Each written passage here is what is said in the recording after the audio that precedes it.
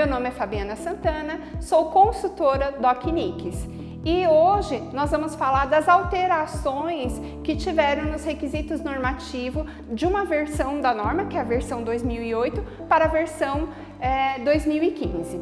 A norma em si, ela tem uma ênfase, né, na implementação e na manutenção do sistema de gestão. Em 2015 teve essas alterações e as empresas tiveram que se adequar até 2018. Essas mudanças, né, essa estrutura de mudança teve ênfase na responsabilidade da alta direção, na abordagem mais específica na questão da mentalidade de risco e nas partes interessadas e mudanças de termos adotados no sistema de gestão.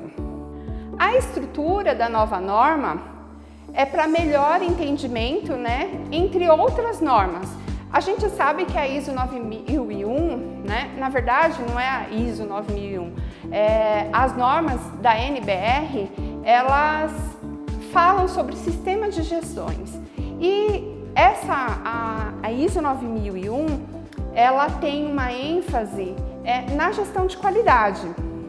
Ela é voltada para a gestão da qualidade, mas outras normas abordam outros sistemas de gestão e por conta disso, a alteração específica da versão 2015 passou inicialmente pela ISO 9001 2015, teve como objetivo uma nova estrutura para alinhamento dos termos utilizados parecido entre uma norma e outra, né? Facilitar a implementação durante auditorias em relação aos requisitos normativos que estavam com termos diferentes muitas vezes, e aí esse alinhamento foi importante porque agora as normas conseguem ter seus termos parecidos e aí não dificulta para o usuário, para o gestor que está fazendo uma implantação para implantar realmente o sistema de gestão. No anexo SL, harmoniza-se o texto, os termos e as definições entre as normas.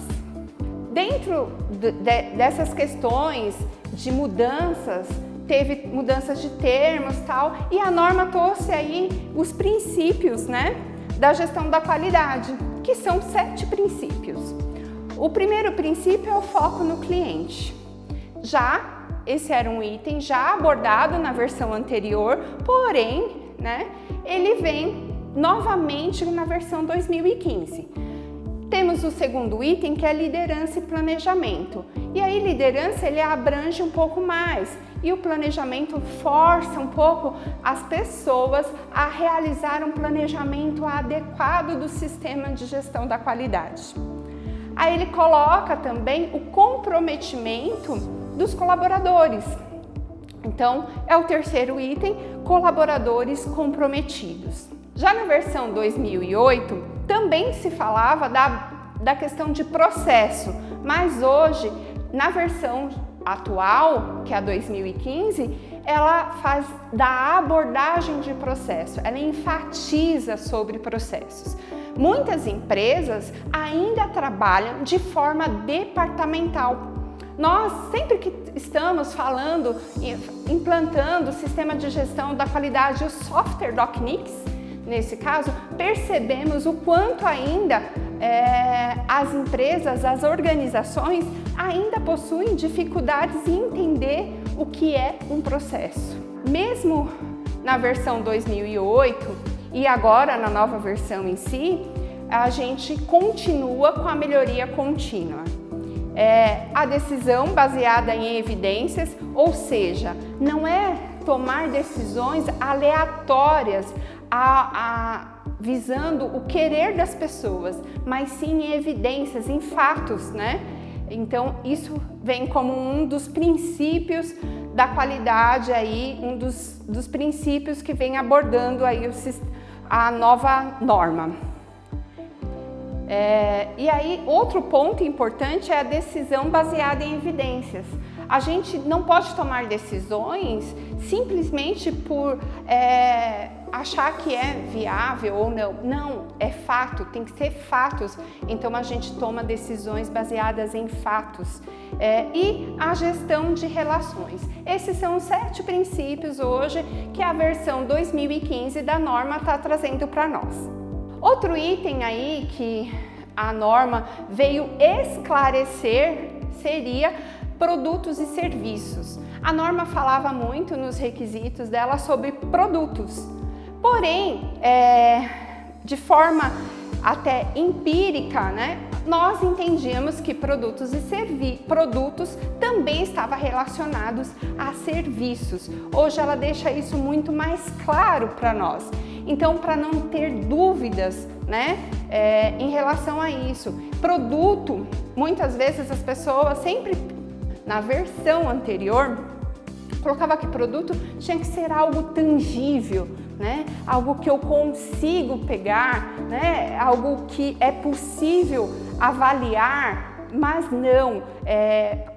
Nesse requisito específico, ela estende também para serviços e hoje fica muito mais claro isso. As saídas de um processo, ela não precisa ser exatamente tangíveis, elas podem ser intangíveis, como muitos serviços. Muitas empresas, organizações de modo geral, são certificadas como a ISO 9001-2015. Quando muitas vezes eu abordava em relação à área de saúde, por exemplo, muitas pessoas não entendiam como um hospital, uma unidade de saúde poderia ser certificada com a ISO 9001, né? Porque eles entendiam que a norma estava muito mais relacionada a produtos e não a serviços. E, pelo contrário, a norma aborda tanto produtos como serviços, algo tangível e algo intangível. Outra abordagem que a norma está trazendo na versão 2015 é o contexto da organização. Muitos até se confundem com essa questão do contexto da organização, algo já abordado nos vídeos que estamos fazendo. Então, considerar o contexto tanto o contexto interno como o contexto externo da organização, em todos os ambientes. O que seriam esses ambientes? Ambiente social, ambiente tecnológico, o ambiental, o ético, o político, o legal e o econômico. Então, quando a norma menciona sobre o contexto da organização, é todos esses ambientes que devemos avaliar. E eu não vou abordar muito sobre esse assunto, porque outros vídeos falarão melhor sobre este assunto. Na versão anterior da norma, a gente já vinha como um texto alta direção. Esse termo se alterou praticamente dentro da norma, colocando a responsabilidade com o termo liderança. Essa ênfase está focado na responsabilidade da alta liderança, hoje chamada dentro do requisito normativo como liderança. E liderança não só são os gestores, a alta direção, que eu diga diretores, presidentes, mas você, gestor, também tem essa responsabilidade dentro da sua organização. De quê? De motivar, direcionar, dar rumo, né, para a sua equipe atingir os objetivos necessários para a melhoria contínua do sistema de gestão da qualidade. E aí, né, um dos pontos aí que foi uma grande mudança é a retirada do papel do RD, né, do representante da direção, dando essa responsabilidade para todos nós no sistema de gestão da qualidade, para todos os envolvidos, para a alta direção e não só para uma pessoa, né? E não só para um indivíduo, né? Que acabava assumindo todo o sistema de gestão da qualidade. Não, temos que envolver todos. Outro item aí novo, né, que seria um termo que muitos dentro da norma nunca tinha sido mencionado, mas que é super importante, que é a necessidade das partes interessadas, muito utilizado aí os stakeholders. Muitas empresas focavam na versão anterior da norma apenas o foco no seu cliente. Jamais podemos tirar o foco do nosso cliente. Não é essa a intenção da versão 2015, não. Mas sim abranger os stakeholders de forma geral. Quem seriam esses elementos? Né? Os próprios clientes, o governo, a sua organização tem impacto com certeza na parte de governo também. Os órgãos regulamentares, Anvisa, a gente vê hoje, principalmente com essa questão do Covid, né, do coronavírus, o quanto um órgão regulamentar, como a Anvisa, por exemplo, é tão importante para a aprovação ou validação, vamos dizer assim, de uma vacina.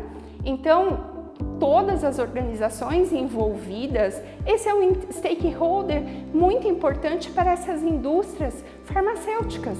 Então, jamais no sistema de gestão da qualidade podemos esquecer este órgão. A Anvisa, ela não só avisa, a vigilância sanitária, por exemplo, ela abrange vários órgãos, vários estabelecimentos, né? A prefeitura do seu município, também o governo em si, todos eles têm impacto dentro da sua organização. Por isso que, nesse momento, a qualquer questão do sistema de gestão de qualidade, você precisa avaliar esses itens. Os sócios e acionistas para as empresas que possuem, e boa parte, exceto o terceiro setor, não possui sócios, né? Mas os demais possuem.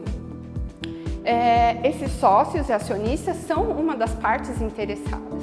E quando a gente faz qualquer coisa dentro do sistema de gestão da qualidade, a gente precisa pensar neles. Outros são os colaboradores. Você precisa estar com eles, envolvidos, e por isso você precisa também saber as necessidades dele. E um dos pontos tão importante quanto os demais, os nossos fornecedores. Quantos fornecedores uma organização tem? Vários, né? E ele é uma parte interessada. Então, pense nele todas as vezes que você for analisar os seus processos de modo geral. E um dos itens abordados também em um dos nossos vídeos é a mentalidade de risco, a gestão de risco. Antigamente, na versão 2008, ela estava um pouco implícita, né, na versão anterior, e muitas vezes mencionadas como ações preventivas. E as pessoas não faziam uma análise crítica realmente das necessidades, dos riscos realmente. Então, por isso que mudou-se o termo de ações preventivas para a mentalidade de risco. E quando eu falo a mentalidade de risco, essa mentalidade de risco está envolvendo efeitos positivos e efeitos negativos. Quando a gente pensa em risco, muitas vezes a gente está pensando em algo sempre ruim, mas não, a gente precisa pensar nas oportunidades que um risco pode trazer. Então, com essa questão mesmo da pandemia, nós podemos ver que alguns, infelizmente, não sobreviveram, porém outros encontraram grandes oportunidades e cresceram. E que você também, dentro da sua organização, consiga fazer uma análise de risco, assunto abordado em um dos nossos vídeos também, de forma coerente para que você consiga enxergar o macro. Um item aí do requisito normativo, já muito discutido, né? É informação documentada. Mudou o termo, mudou algumas obrigações. Antigamente tinha alguns procedimentos, né? Alguns documentos que a norma mencionava na versão anterior, documentos obrigatórios. Esses documentos, um deles, por exemplo, manual da qualidade, ele era um requisito obrigatório. Hoje não se é mais, mas não significa que você não precisa documentar os seus processos. Pelo contrário, sim, a norma continua dizendo que você mantenha a informação documentada do seu sistema de gestão da qualidade, tanto informação documentada como informação retida. E retida é aquilo que você reteve, que efetivamente você executou. Um dos outros itens é o conhecimento organizacional. O conhecimento organizacional, ele não deve ser de uma pessoa específica. A organização precisa gerenciar, né, o seu conhecimento. E uma das formas de gerenciar o seu conhecimento é também documentando eles, né? Existem várias formas de gerenciar o documento, mas não podemos prendê-lo apenas a uma pessoa, a um indivíduo.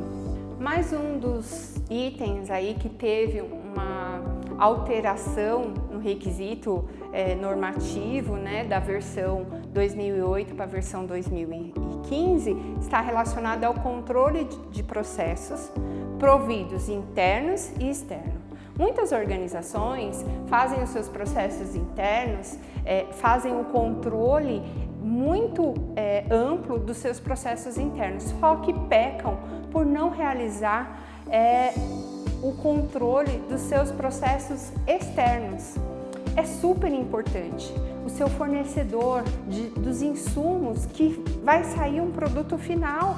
Esse é um item que você precisa definir como você vai controlar. Recentemente aí a Anvisa está viajando para a China para quê? Para avaliar o seu fornecedor, né, que vai fornecer os fornecedores, na verdade, que irão fornecer a vacina.